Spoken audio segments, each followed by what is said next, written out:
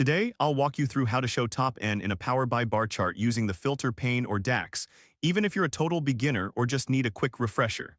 By the end of this guide, you'll know exactly how to filter your data to display the top items, so you can make your reports more insightful and impactful.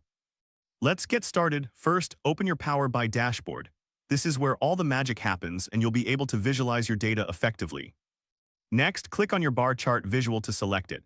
This step is crucial because we want to apply the filter specifically to this visual. If you don't see the selection, don't worry if your dashboard looks slightly different. Just ensure you're clicking on the right chart.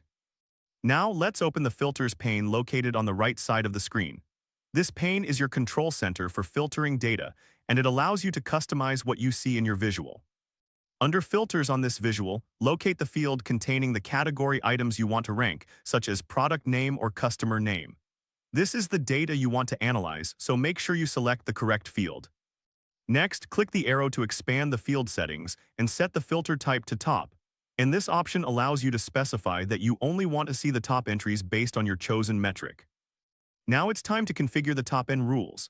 First, choose whether you want to show the top items or the bottom items if you're looking for the lowest ranks.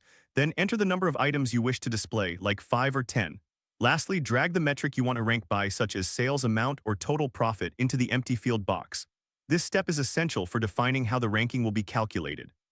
Finally, click Apply Filter at the bottom of the pane. This action will refresh your visual to reflect the top N items based on the criteria you just set. Take a moment to appreciate how your chart now highlights the most significant data points.